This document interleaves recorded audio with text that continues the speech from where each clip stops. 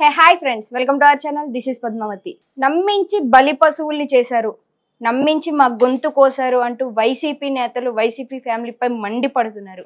అలా మండిపడడానికి గల కారణం ఏంటి, ఎందుకని మండిపడుతున్నారు, పూర్తి వివరాలు అయితే మనం డీటెయిల్గా ఎక్స్ప్లెయిన్ చేసుకుందాం. అండ్ మీరు కూడా చూస్తుండండి. అండ్ మనతో పాటు సీనియర్ జర్నలిస్ట్ జగదీవ్ గారు మనతో పాటే ఉన్నారు. ఆయనతో మాట్లాడి పూర్తి వివరాల్లోకి వెళ్దాం. నమస్కారం సార్. సార్, నమ్మించి బలి పశువుల్ని చేశారు, మమ్మల్ని అందరినీ కూడా నమ్మించి ఈ గోతిలోకి దింపారు. అసలు వైసీపీ ఓటమికి కారణం వైసీపీ ఫ్యామిలీ మాత్రమే, వాళ్ళే బాధ్యులు, వాళ్ళ బాధ్యతల వల్ల మేము ఇలా తయారయ్యాము అంటూ వైసీపీ నేతలంతా కూడా మండిపడుతున్నారు. దీనికి గల కారణం ఏంటి, ఎందుకని ప్రతి ఒక్కరూ కూడా దాని చుట్టూనే తిరుగుతున్నారు? దీనికి గల కారణాలు ఏమై ఉంటాయి అంటారు సార్? వైసీపీ ఫ్యామిలీ అంటే మళ్ళీ అక్కడ జగన్మోహన్ రెడ్డి గారు, షర్మిల గారు, విజయమ్మ గారు వీళ్ళందరూ వస్తారేమో. బట్ వాళ్ళు వైసీపీకి మేము చెందిన వాళ్ళం కాదు అని చెప్పకనే చెప్తూ బయటకు వచ్చేసి తెలంగాణలో తెలంగాణ వైఎస్ఆర్ పార్టీ పెట్టి తర్వాత ఇక్కడ కాంగ్రెస్కు సపోర్ట్ ఇస్తూ విలీనం చేసేసి మళ్ళీ ఆంధ్రాకి వచ్చి ఆంధ్ర పిసిసి చీఫ్గా ఉన్నారు షర్మిలమ్మ గారు. సో వైసీసీ ఫ్యామిలీ అనేది కాకపోయినా జగన్మోహన్ రెడ్డి గారే ప్రధాన కారణమేమో అన్నట్టుగా అనిపిస్తుంది. మరోవైపు చాలామంది విశ్లేషకుల అభిప్రాయం, చాలామంది అనుభవజ్ఞుల విశ్లేషణ బట్టి చూస్తే అన్నిటికీ కర్త కర్మ క్రియ జగన్మోహన్ రెడ్డి గారే అనే వార్త వినిపిస్తున్నాయి. దానికి ఒక ఎగ్జాంపుల్గా కూడా కర్ణుడి చావుకి అనేక కారణాలు అన్నట్టుగా రకరకాల రీజన్స్ చెప్తున్నారు. అంటే ఆ విశ్లేషకులు చెప్పడమే కాదు, ఈవెన్ ఎగ్జిట్ పోల్స్ అప్పుడు కూడా ఇండియా టుడే లాంటివి కానీ 24/7 లాంటివి కానీ చాలా సర్వేలు కూడా ఏం చెప్పాయంటే జగన్ ఇట్లా పరాభవం అవుతుంది, ఆయన ఓడిపోవడానికి గల కారణాలు కూడా ఒక్కొక్కరు ఒక 10, 18, కొంతమంది అయితే 20, కొంతమంది 30 రీజన్స్ చెప్పిన వాళ్ళు కూడా ఉన్నారు. అందులో ప్రధానంగా ఏమిటంటే అన్నీ తానే, నేనే సర్వస్వం, నా ఫోటో పెడితే చాలు అందరూ గెలిచేస్తారు, అక్కడ సిట్టింగ్ ఎమ్మెల్యేనా, అక్కడ ఫెమిలియర్గా ఉన్న క్యాండిడేటా, ప్రజలకు సేవ చేసుకునే మనిషా, ప్రజల మధ్య బతికే మనిషా అనే ప్రజాప్రతినిధి అనే చూడకుండా ఆయనకు నచ్చినట్టుగా మార్చేశాడు. అవును కదా, షఫిల్ చేశారు. ఎక్కడో అక్కడ ఎంపీగా పెట్టాడు, ఎంపీని తీసుకొచ్చి ఎమ్మెల్యే చేశారు, ఎమ్మెల్సీని ఎమ్మెల్యేగా పోటీ చేశారు, ఇట్లా రకరకాలుగా చేశాడు ఆయన. సో ఇది మొదటి కారణం.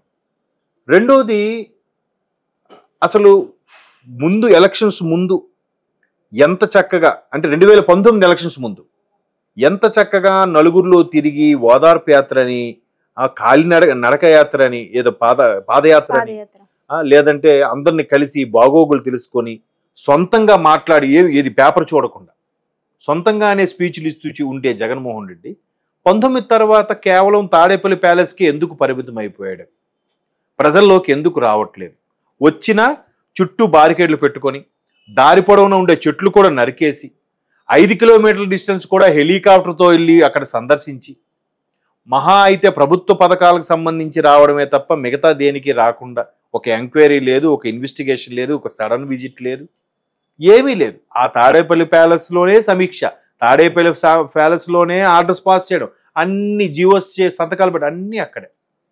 ఎందుకు అలా మారేయాల్సి వచ్చింది? అదొక రీజను.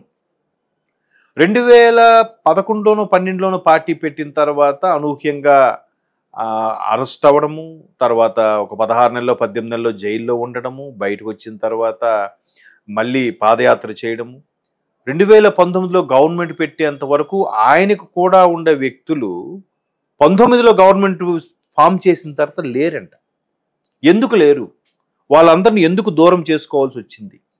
ఇటువంటి నియంతృత్వ పోకడల వల్లేనా, లేకపోతే నా వల్లే గెలిచాను, నేనే మొత్తం ఈ పథకాల కాన్సెప్టు నాదే, పథకాలు కూడా నేనే చెప్పాను, ఈ పథకాలు చూసి చాలు ఎవడైనా మనకు ఓటేస్తాడు, ఎంత వరస్ట్ కేసులో అయినా మనకు రావాల్సిన గంపగుత్తుగా పడాల్సిన ఓటు బ్యాంక్ అలాగే ఉంది, ఈ మహిళలు చాలు మనకు వేస్తారు, ఈ పథకాలు తీసుకున్న వాళ్ళు చాలు మనకు వేస్తారు, వాళ్ళతోనే గెలుస్తాం, తక్కువ పర్సెంటేజ్లో మనం గెలిచి తీరుతాం అనే ఓవర్ కాన్ఫిడెన్స్ కూడా ఎక్కువైంది అనేది ఒక రీజన్.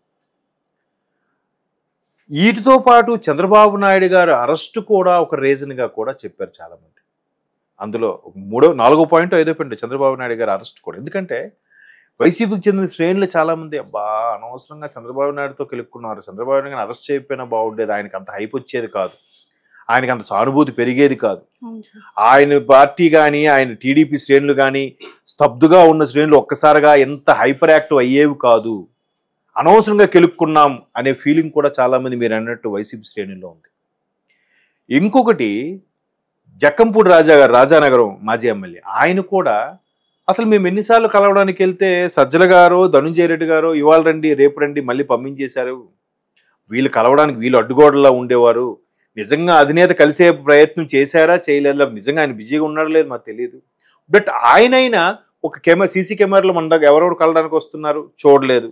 లేదంటే వీళ్ళని అడిగి ఏంటి ఎవరెవరు వచ్చారు, ఏంటి ఎవరైనా వెనక్కి తిరిగి వెళ్ళిపోయారా, ఎవరైనా కలవాల్సిందే, ఇవాళ అవదా సార్ నెక్స్ట్ వీక్ రమ్మను, లేదా నెక్స్ట్ మంత్ రమ్మను, పలానా డేట్లో రమ్మను, లేదా నాకు కాల్ చేసి మాట్లాడించు అంటే ఎలా ఉంటుంది?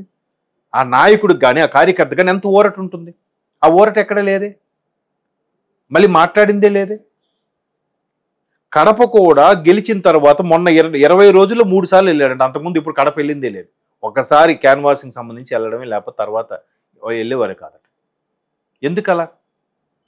ఎప్పుడు 14-19 ఎలక్షన్ ముందు ఎక్కడికి వెళ్ళిన అనర్గళంగా మాట్లాడే వ్యక్తి ఆఖరికి ఓడిపోయిన రోజు కూడా ఎవరెవరికి శుభాకాంక్షలు చెప్పాలో కూడా చూసే చెప్పాడు ఆయన, చంద్రబాబు నాయుడు గారికి, పవన్ కళ్యాణ్ గారికి అన్నట్టు. ఎందుకు ఆ పరిస్థితి వచ్చింది? ఆ సీట్లో ఉన్న జగన్మోహన్ రెడ్డేనా కాదా అనేది వైసీపీ శ్రేణిలో చాలా మంది లేవనెత్తున్న అంశం. ఎందుకు ఇలాగ? అసలు ఆయనకు కావాల్సిన వాళ్ళు ఎందుకు దూరం పెట్టాడు, దూరంగా పెట్టాల్సిన ఎందుకు దగ్గర చేశాడు? చంద్రబాబు నాయుడు అరెస్టు తర్వాత ఆయన్ని బాగా వెనక్కి లాగిన అంశం ఇంకోటి కూడా ఉంది, వివేకానంద రెడ్డి గారి హత్య కేసు. అవునా కదా? వివేకానంద రెడ్డి గారి హత్య కేసు అంటే ఇప్పటికీ ఆయన ఊపిరి ఆడనివ్వట్లేని పరిస్థితిలో ఉంది. ఎందుకు? అవినాష్ రెడ్డి గారు బీభత్సమైన ఆరోపణలు ఎదుర్కొంటున్నారు. మరోవైపు అవినాష్ రెడ్డి గారు తండ్రి గారు, లేదంటే ఎవరెవరైతే అప్రూవర్గా మారారో వాళ్ళందరూ కూడా ఇటువంటివి అప్రూవర్గా మారి అవినాష్ రెడ్డి గారు లేదా అవినాష్ రెడ్డి గారి తండ్రి గారు వాళ్ళే కీలక పాత్ర అని చెప్తున్న నేపథ్యంలో ఎట్లా అయిపోయిందంటే, అటువంటి వాళ్ళని ఎందుకు చేరదీశారు? అది వేరే కుటుంబం కదా. ఆ తర్వాత సిబిఐ ఛార్జ్ షీట్ ఏదైతే దాఖలు చేసిందో దాని మీద ఒక వివేకం అనే సినిమా తీయడం, అది బాగా జనాల్లోకి వెళ్ళిపోవడం, యూట్యూబ్లో రిలీజ్ చేసేయడం, థియేటర్లోకి కాకుండా. సో ఇవన్నీ రీజన్లు వెరసి వైసీపీ ఓడిపోవడం కారణం వైసీపీ కుటుంబం కాదు, జగన్మోహన్ రెడ్డి అన్నిటికీ. చాలా సందర్భాల్లో చెప్పే ప్రయత్నం చేసినా కూడా ఆయన వినలేదు, అసలు చెప్పడానికి అవకాశం కూడా ఆయన ఇవ్వలేదు అనేది చాలా. తర్వాత మొన్న కరణం ధర్మశ్రీ గారు కూడా అదే మాట చెప్పారు, చోడవరవతం. జగన్మోహన్ రెడ్డి గారు చేతులారా చేసుకున్నది, అంత మెజారిటీ ఉన్న వ్యక్తికి ఈసారి ఎంత బాగా రావాలి, కనీసం ఒక ప్రతిపక్ష హోదాలో కూడా ఎంత గౌరవంగా ఉండాల్సింది, కనీసం ఒక 60-70 సీట్లను రావాలి, ఎందుకు రాలేదు? ప్రజల్లో ఎంత వ్యతిరేకత ఎందుకు వచ్చింది? ఎందుకు మంత్రులు ఎంత విచ్చలవిడిగా మాట్లాడి ఎంత దారుణంగా చేశారు ఆ టైంలో? వీటన్నిటికి కూడా మూల్యం చెల్లించుకుంటున్నారు. ఆయన చెల్లించుకోవడం కాదు, జెండాలు మోసిన మేము ఇప్పుడు బాధలు అనిపిస్తున్నాం. మేము గడిచిన 5 ఏళ్ళు సెటిల్ అయింది లేదు, సంపాదించుకున్నది లేదు, మాకు గట్టిగా వచ్చిన పథకాలు ఏమీ లేవు, మా పరిస్థితి ఏంటి అనేది ఇప్పుడు వైసీపీ శ్రేణుల్లో వైసీపీ కార్యకర్తలో ఉండే ఆందోళన. అంటే ఏం చేయలేదు. నిజంగా సార్, మీరు చెప్పిన ప్రతి ఒక్క వర్డ్ ఏదైతే ఉందో అది అన్నీ కూడా 100% నిజాలే.